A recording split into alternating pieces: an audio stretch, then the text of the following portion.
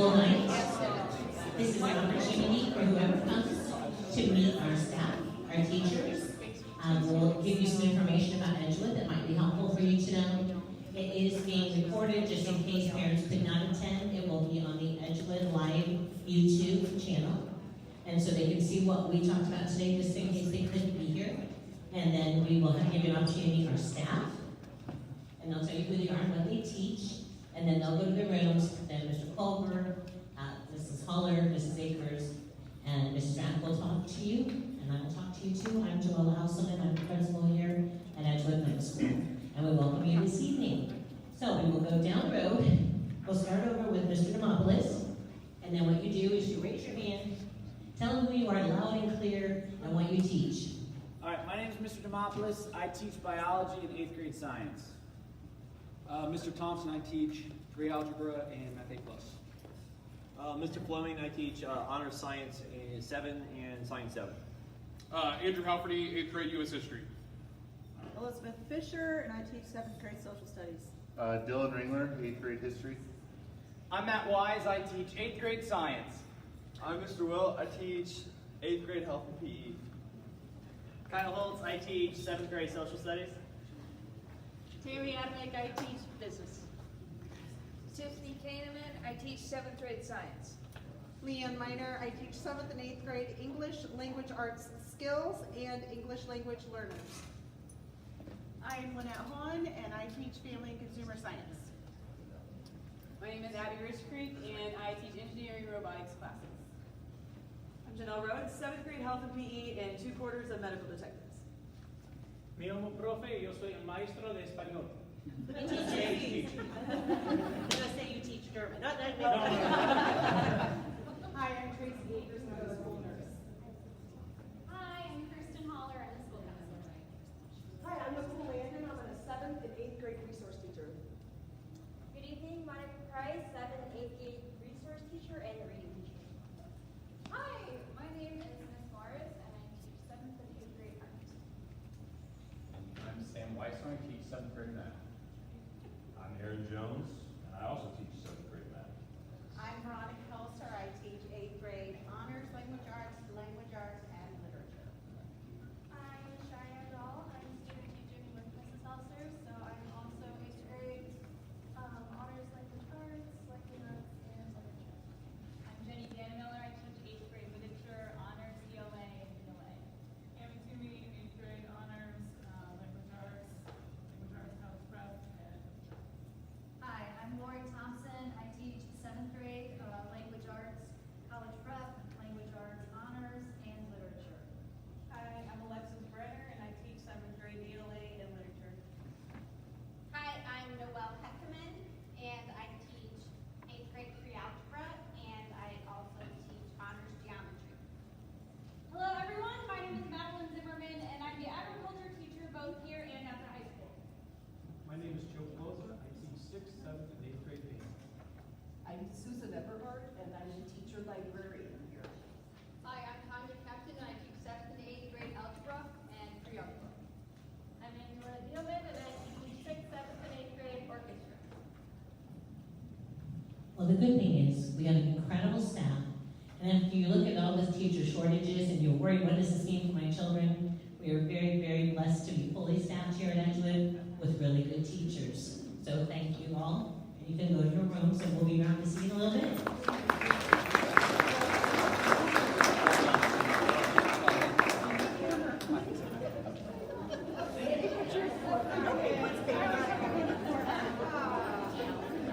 All right, this is just a brief meeting where we're going to review some important things for you to know, and then you will have a chance for question and answer as we finish up our presentations. So keep your questions in mind and let us know if there's something you are curious about or would like more information. I'm going to talk to you a little bit about communication. It is so important for you to talk with us, and we will be communicating with you. You can expect to get a weekly newsletter from me. It is full of information. I try to give you everything I think you might want to know as a parent, or you might have gotten tidbits at home from your student and you'd like to know the rest of the story. So I will keep open communication with you at all times. I also would encourage you, if you have questions, you can call. You can make a written request, like send in a note, I'd like to see you or meet with you, could we schedule an appointment? You can request our administrative assistants and say, can you schedule an appointment for them? I mean, they do have our calendars, so they can schedule meetings for you, or we also have email. If you're looking for a quick response, I can tell you email's probably the fastest.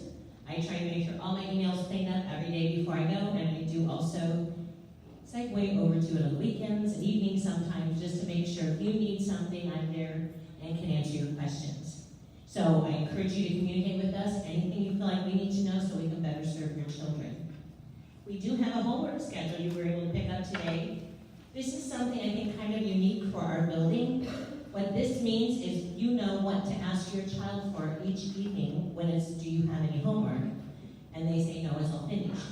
And then you look and say, well, if I'm an 8th grader, it's a Monday night, could you show me your math? And could you show me your history? If it's a 7th grader, you might ask for math and language arts, so just show me your work, show me what you did today. Sometimes they won't have homework, but what we were trying to do is keep your children from having 7 subjects of homework every night. We also are asking our teachers to keep homework to 20 minutes or less of work at home and work that the student should be able to do independently.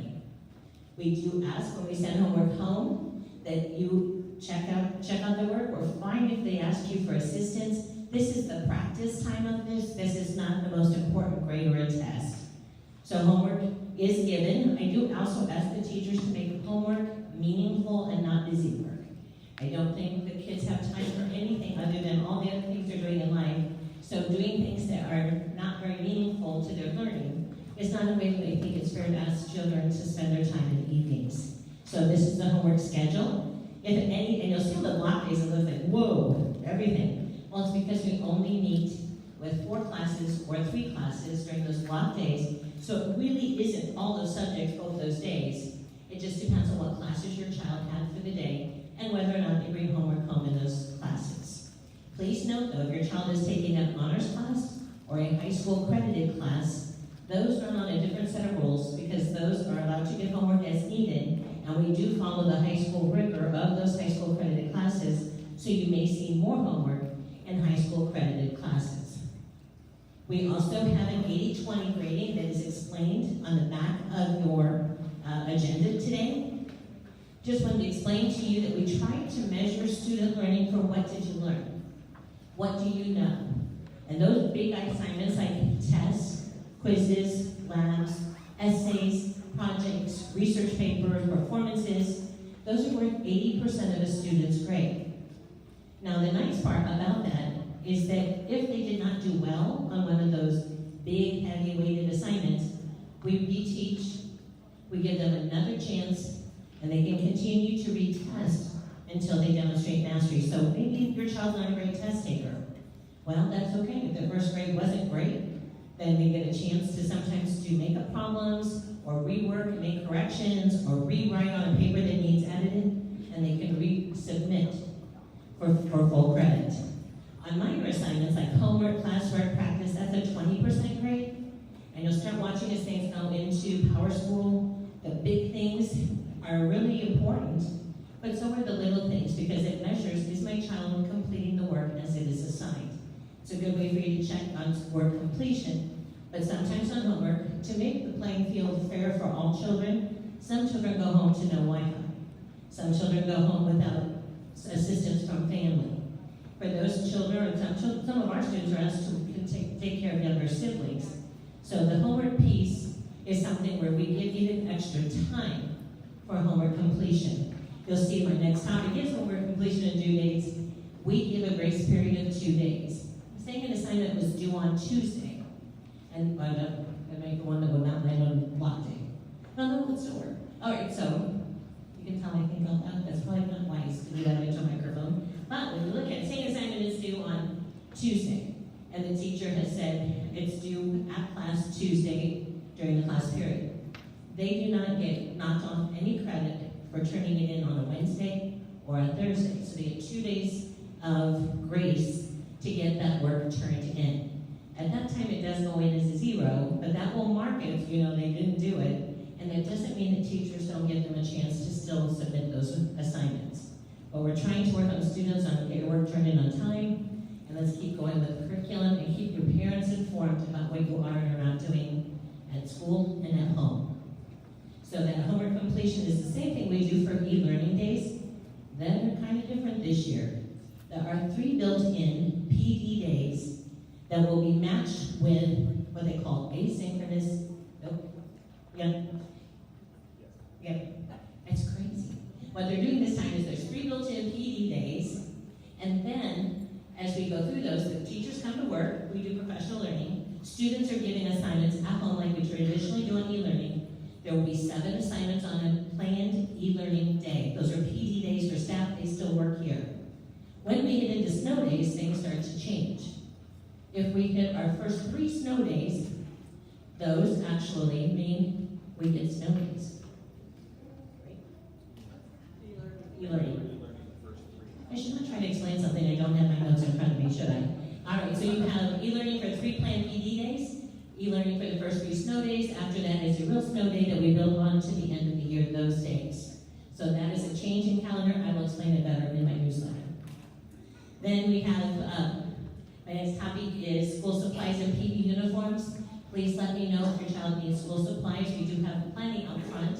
In the front foyer, you may help yourself to anything you need for your children.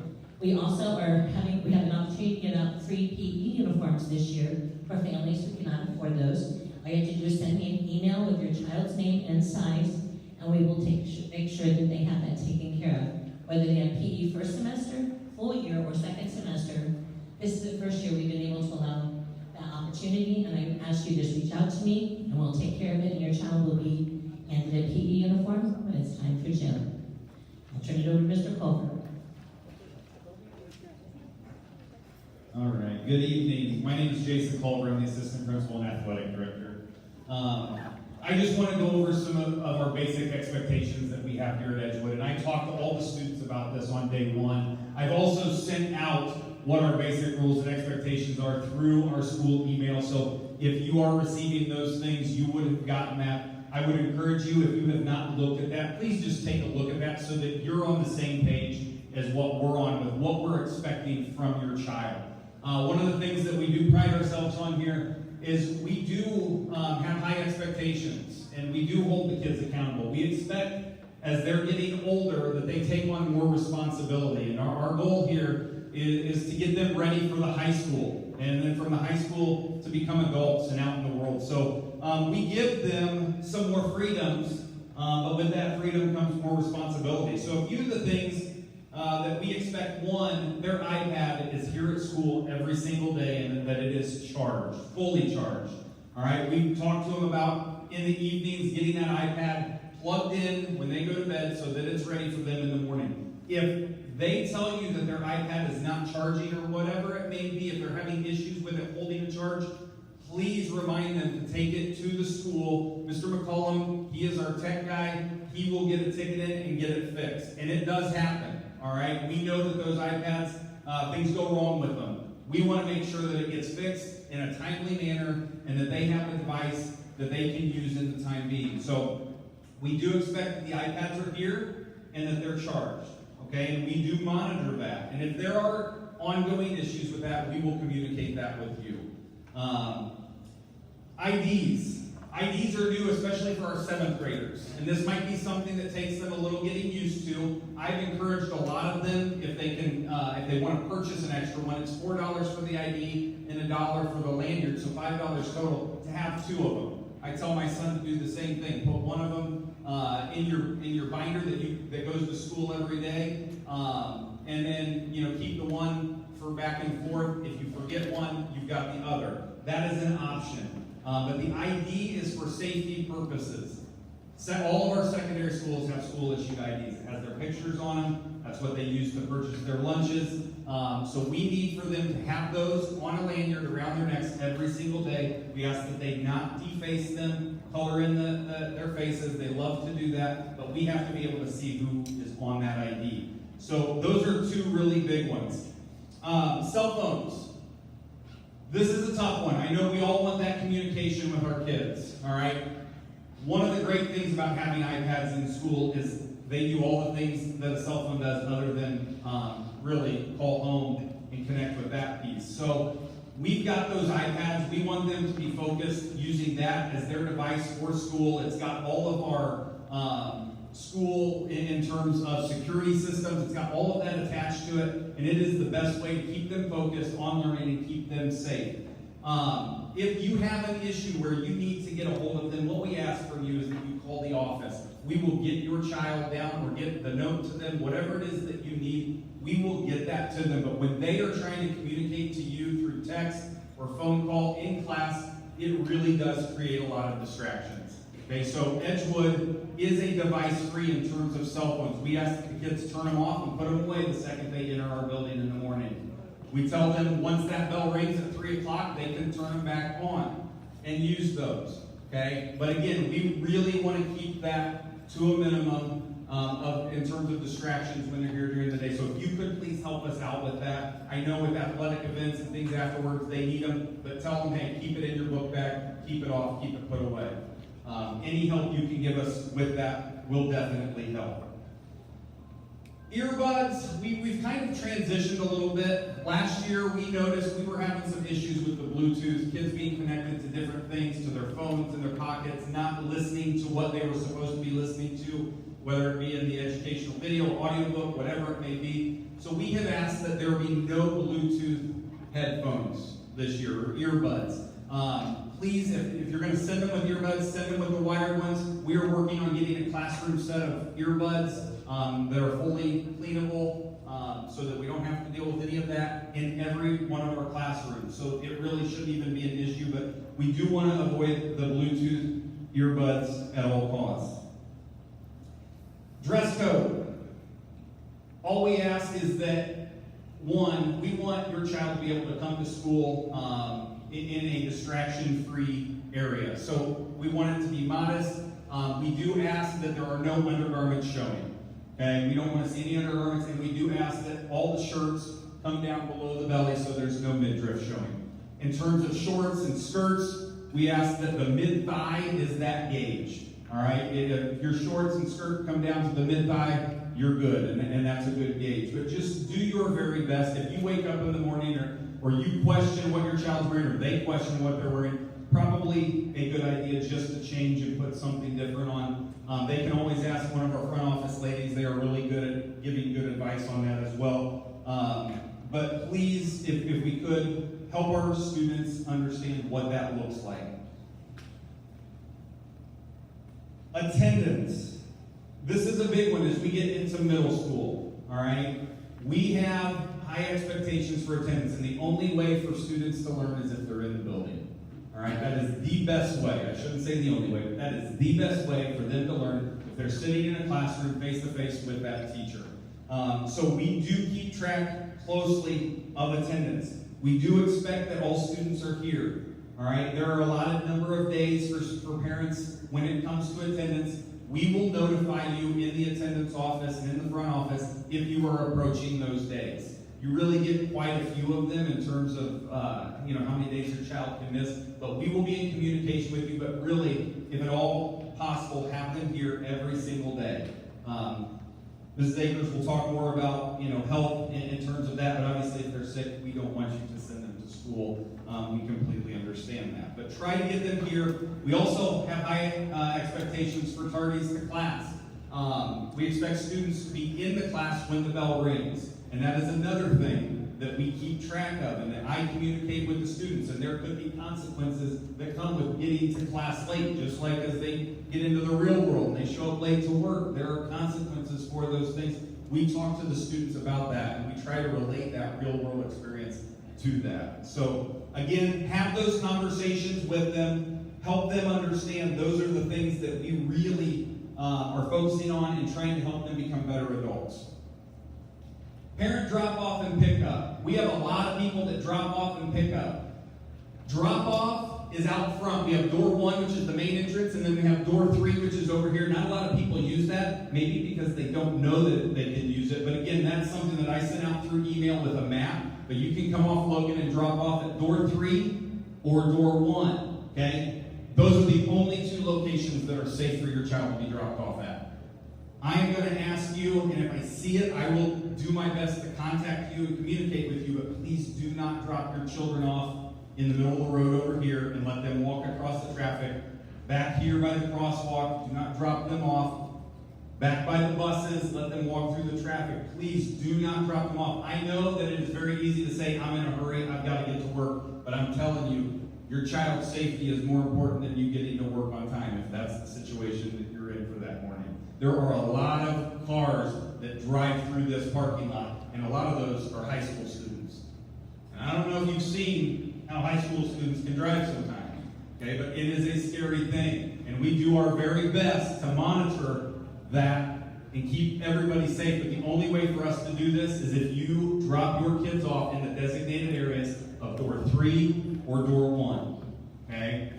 That also goes for parent pickup. We do pickup only at door 1, not door 3. And you'll see the line gets really long. We do our very best to keep that line moving, and I apologize in advance if you feel like we're yelling at you to pull forward. We're not yelling at you. We just want to make sure that everybody moves quickly through that line. If you pull up to the middle of the building and you stop right in front of those doors, I know we don't want our kids to walk that far, but if you do that, you've just cut off about half of the length that we can actually fill there, and you've caused that line to go much longer. So if you see us out there doing this, we want you to pull up as far as you can possibly pull up, and this goes for drop-off as well. All the way up to the edge of the grass where the sidewalk ends. If that's where you're the next spot, go all the way up, let your kid get out there and walk. Okay, and they will do just fine. In fact, what we see is a lot of times the kids are telling the parents now, keep going forward, keep going forward. Okay? And again, that is to move that line as quickly as we possibly can. Safety and visitors entering the building. There is only one door that visitors can enter the building, and that is door 1 right here. When you come to the door, you're going to have to buzz in, and it's this way at all of our buildings. I'm sure you've already experienced it somewhere. You've got to buzz in, and you've got to be able to show them your ID. Okay? Then we have the foyer where you can check in, and then we have the office. All right? It is important that you always come to door 1, that you always buzz in, and that you have your ID. We do a very thorough job of making sure that the kid that we are sending out lines up with the person that is on that ID. All right? And if it doesn't, it's going to make that process much longer because we're going to make several calls to find out who that person is that's trying to pick up your kid, because our number one priority is your child's safety. All right? So we do ask that if you're a visitor coming to the building, you come to door 1. If you are volunteering for anything, one, you would have prior permission, but we also require background checks. Okay? So that's something that you would have to go through with our front office as well. Again, we're not trying to make it difficult for you. We're just trying to keep your kids safe. So please make sure that you enter door 1 anytime you are visiting the building. That excludes athletic events. Those doors will be unlocked in the back for athletic events. But safety is the priority. And last, athletics and clubs. I also am the athletic director, so I get to be around all of those athletic events, which I love. We have so many things that we offer in terms of athletics. There is something out there for everybody. And if they're not interested in athletics, we have clubs that will be available that take place after school that are not necessarily, your traditional football, basketball, volleyball, cross country. We have robotics. We have chess club. We have Minecraft club, game club. There's all kinds of things for your child to get involved in. I highly encourage it. All right. There are so many students coming from other buildings that they don't know, and this is a great way for them to get plugged in to all of those kids in the building, meet new people, make new friends, and just expand what those interests are that they have. So I highly encourage that. There's still time for football. We're accepting kids up until next Friday. So not this Friday, next Friday. Kids can still come out. They just have to have a physical on file through the doctor. We need the physical here at Edgewood. So keep that in mind if that's something that you're interested in. I did forget to mention iPad insurance. Okay, Mr. Carter's here, so that's part of it. iPad insurance, you can get that until August 31st. It's $28. Let me tell you, having 2 kids in the corporation, it is well worth it. All right, those iPads, you never know. They drop it and it shatters. That's covered by for $28, as opposed to the $150, $300 bill that you could see if you don't have that insurance. And I have seen kids break their iPads 3-4 times in a year. Okay, so it happens. If you can do it, I highly encourage it by August 31st. That's the deadline. All right, that's all I have. So next, we're going to turn it back over to Mrs. Houseman.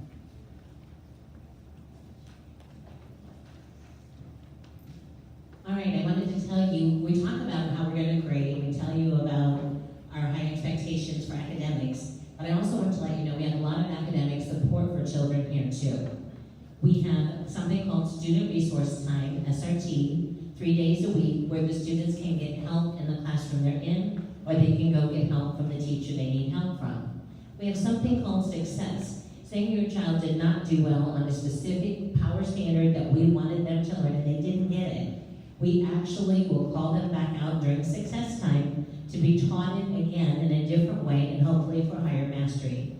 We offer after school help on Thursdays from 3 to 5 p.m. and we do offer transportation. We would ask that you work with your child's teacher so the teacher signs them up for the after school help. We have one teacher organizing that. We do work with the National Honor Society at the high school to help support those children that need extra academic support. We have a literacy interventionist, and those are skills classes to help cover gaps for kids who did not learn specific skills. We have Math Plus classes for math students that are typically really struggling with 6th grade, 5th grade math, and they're trying to accomplish pre-algebra, algebra. We have those classes to take it slower, but still teach at the high standards of what they need to know and be able to do. We have a Read 180 program, that's from Stanford University. It is research-based and proven that a student who participates with fidelity in Read 180 can gain 2 years of growth in reading if we do the program correctly. That is actually now offered during the school day.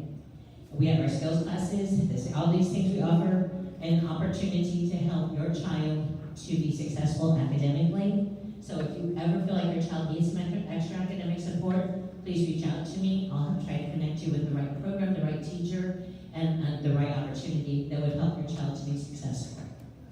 I'm going to turn it over to Mrs. Holler, our counselor. Hello, my name is Kirsten Holler. It's my second year here as the school counselor, and so the first day this year was a lot more fun for me because I actually knew some of the students and I could point them in the right direction to their classes, because last year kids would come up to me and I didn't know where a lot of places were. So if that is you this year, I have been there recently and I'm happy to help. The role of the school counselor, I wear a lot of different hats. I have done a lot of scheduling for each of your students, and as much as academic success is very important to me, I also care about the whole well-being of your child, which entails their physical health, their mental health, their social health, and I can provide supports for a lot of those in many different ways. We run small groups throughout lunch, and some of those small groups have been focused on friendship, anger management, self-control, organization, esteem, and grief. Sometimes students just need a little bit of help navigating anxiety in middle school because they are encountering a lot of change and transition, and I'm happy to do that. So kids typically end up on my radar from parents calling in and communicating with me, teacher referral, and students asking themselves. And so I am really great by email and also available by phone through the front office. It's really easy for your kid to go to the front office, make a note that say they want to speak with me, and I try my best to pull them out of classes that are like electives or some of our flex time like student resource time. So if there is some context that would be helpful for me to know about your student, give me a call or email and I would be happy to speak with you. So something else just that we encounter, if your child or family are experiencing some type of concrete barrier outside of school and it is beyond my skill set, we have student assistance program available with the Bowen Center, which means that every student in our corporation receives 2 counseling sessions with Bowen for free. And if you would like more information on that, I would be happy to help you. I think that's about it, but if you have any questions, feel free to find me afterward. Support students in multiple roles, and I also coordinate 504 plans.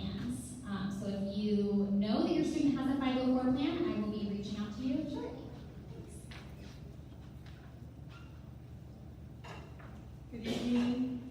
I'm Tracy Akers. I'm the school nurse here. This is my 18th year at Edgewood Middle School, and I'm also the district coordinator for health services, so I have a full-time assistant. Her name is Mrs. Becky Bell, so there might be times that you're speaking to her and not me. Just to put a plug in for school care, you should all have possibly got an email. It's our digital health platform. It's what the nurses use to house all of our health information on students and our visits, our medications. So if you have gotten that and filled that out, thank you. At this moment, I think I have about 304 of the 554 students that have completed that. So if you haven't, if you have questions, let me know. I'd be glad to help answer that. But it is very helpful to have that information in that platform. It also gives us permission to give Tylenol, ibuprofen, if you so choose to allow that for the student at school. If I need to give any type of prescription medication, make sure it's in the original container with your student's name on it, and then I need to have written permission from a parent signature. Over the counter, same thing, original container, name on the bottle, not expired, and then a written permission from a parent. And I'm a big proponent of breakfast. I think it's very important for your kids to consider it. I was really happy the last 2 years when everybody got free breakfast, but that's not the case anymore. We do offer breakfast every day. It's only $1.50 if you're not on free and reduced, so it's not very expensive, and your student can eat breakfast every morning, especially because they're going to be up earlier, and some of them, they don't have lunch until 12:30, 12:45, they have second lunch for a long time without any food. So do encourage that breakfast. Also, just keep in mind if your students possibly email you, or even though they're not supposed to, text you and tell you they don't feel well and they want you to come pick them up, you can ask them if they've gone to the nurse. Because I'm here to try to help. There are times that I can maybe help with some interventions, or we can let them rest, or maybe we give them some medication, or maybe I can hook them out with Mrs. Holler because they have some anxiety, and we can keep them at school. So work with me and help me do that. So if your kids are getting a hold of you, instead of coming to get them, see if they can come see us, and we can try to help assess the situation. We still might send them home, but maybe we can help in other ways too, okay? Contact me for any type of a resource. I'm here to help your students be well. If you have any health concerns or anything that I can help with, while they're here at school, please let me know. I'd be glad to be that contact person here. Thank you. Edgewood is very fortunate to have a parent organization that still works with our students. A lot of times you do that through elementary, and then parents say, oh, they don't need you anymore, or they tell you they don't. However, please know Edgewood wants parent involvement. We want you to partner with us here at Edgewood. We have an incredible set of parents that are already working with us and helping us get things moving along, so we take care of our students and our staff. And so I'd like to introduce you to Becky Rack. She is our president of the PPE. Good evening. Again, my name is Becky Rack, and I am the current president of the PPE for this school year. PPE stands for Edgewood Parents as Partners in Education. A question you're probably thinking is, what is Parents Partners in Education? I know that's what I was thinking this time last year. PPE is our version of PTO. We are an organization who teams up and works with the staff to continuously assist in making Edgewood a great and supportive school for our children. In working together, we give the students the best opportunity to be successful. Each year, PPE provides support to your Edgewood students through time and money. We provide money for teacher allotments, grants, teacher appreciation items, student recognition, provide concessions for quarterly power bees and celebrations, and 2 Edgewood student scholarships will be awarded to Edgewood alumni at the conclusion of the school year. We also organize incentives for our teachers and staff throughout the year and coordinate volunteers for special events. In order to provide our students and staff with the support I have mentioned, we need volunteers and financial support through fundraising and donations. I know what you're thinking. I'm not prepared to commit my life away, or I already have very little time to offer. Don't worry. If you want to help but cannot commit to an official position of any kind on our leadership team, we we can still use your help in any little way you can offer. We would love for you to join us at our monthly meetings. Our next meeting is Thursday, September 8th at 2 p.m. here at Edgewood. During our meetings, we discuss and plan for the upcoming months. We are also updated by our principal of what is happening here at Edgewood. The meetings are a great way to stay in the know of what is happening at your child's school. If you cannot attend our next meeting or miss a meeting throughout this year, you can follow us, the PPE, on Facebook, or join our email list where we will be sharing information regularly in the minutes from the meetings. We need you anytime, volunteering and or assistance you can offer the PPE benefits your child. We cannot make all of the above happen without help from you, the parents. And that is very true. So that's one way we try to communicate. We want you to come in, be part of what we're doing, but you will be able to get the minutes of those meetings in case you just want to know what the parent organization is working on and what maybe is a way that you can participate and join us in their efforts to help support our students and our staff. We forgot to mention about appointments. If your child has an appointment and it's going to happen during the day you sent them to school, please send in a note notifying us that your child has an appointment. We will then give them a pass that gives them an opportunity to just leave class, come up to the office, sign up, and go.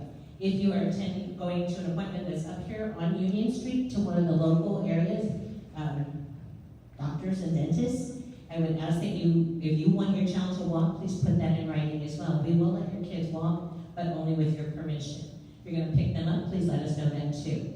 Your child is going to be absent for the day. We ask for a phone call by 10. Otherwise, we start calling you to make sure you know your child's not at school. So, again, it's another piece of communication. This is an opportunity now for you to ask any questions you may have. From anything we've said, you can talk to any one of us. We can be of assistance. You can always come up later and you can come talk to us individually. If you'd rather, that's okay too. Do you have anything? Lockers, good question. Typically, we do not automatically assign lockers. We used to. Oh goodness, one more stressor for the first day of school. We did agree that book bags is not a bad solution. However, some students do still want a locker. They can ask for a locker at any time by coming to the front office and asking to be given a locker.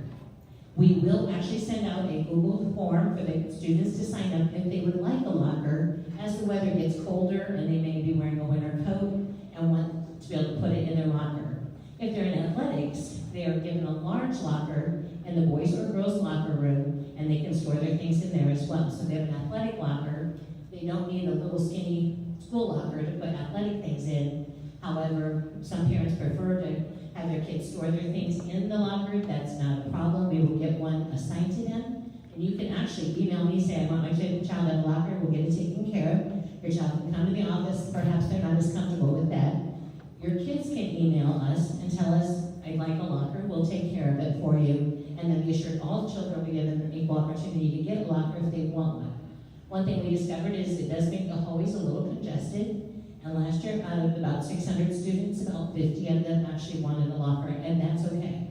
If they want one, we give them one that they don't have to have. And the sign up for that will come out next week. Next Monday, I'll send out a Google form. All the kids will get it. All they have to do is fill it out. We get that, and then we'll be able to assign lockers within a couple days. How do we contact teachers? Through an app or email? Good question. How do you contact teachers? I highly encourage you to try email. Each of the teachers is typically their first initial with their last name. And that should also be on our Edgewood webpage. You should be able to look at each of the staff members and contact by staff member, and it would email directly to that teacher you want to talk to. Other questions? Yes? For sports, what are the games usually held? The sports. Yeah, so our games for athletics, our games for athletics in the middle school, it varies. We are no longer held to that standard that elementary is held to where they do 3 events a week. They're not the same night. So it could be Monday through Saturday. We don't do anything on Sundays. There's no practices, no events. But practices and athletic events could be held Monday through Saturday. I have put a lot of work into our athletic webpage. If you go to the Edgewood webpage and then you click on athletics, I know there are a few tabs you got to click to get there, but if you click on an individual sport, at least through the fall right now, I'm working on winter, but all of our fall sports schedules are on there. All the information from coaches are on there. Register My Athlete, which is a new platform we're going to, where you can upload your physical, you can upload your code of conduct. The high school makes everybody do it, so it's a great transition to the high school. That can all be found there, and I would highly encourage you to go there. You can also email me or call me if you have any questions about athletics. But all of our schedules right now, I'm in the process of getting winter and then spring put into the website, but they're all pretty much up there, at least through this fall season. Any other questions? All right, at this time, you have an opportunity to go visit the teachers. If you did not bring your child and you don't know where to go, this big main box is where most of them are, but please don't forget art. We have family consumer science down this hall, and we also have our couple health classes on this side. So a lot of the classes are to the outside edge here.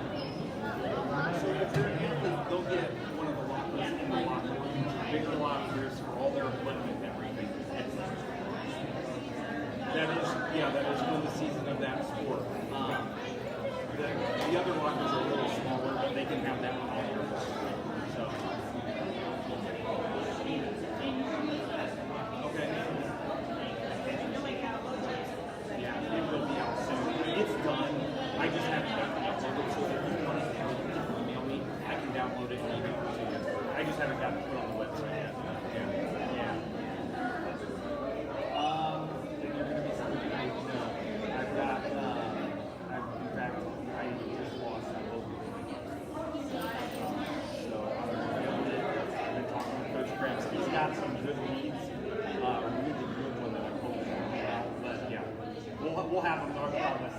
If I have to coach you, I will. So, okay, yeah, we'll do it. What was your name again? Olivia? All right, I haven't met you yet. Cool. All right, thank you. How we doing? What's your name? Matt.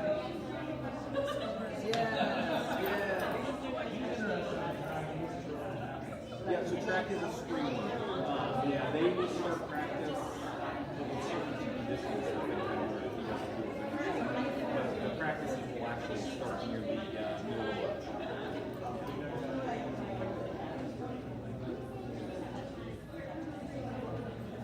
Yeah, if you go to our website, yeah, it has them all listed there. Now that's not our clubs, but yeah, the Catholic sports, go to the website and they're listed fall, winter, and spring. Cool, it's good to see you guys. Hi. Okay.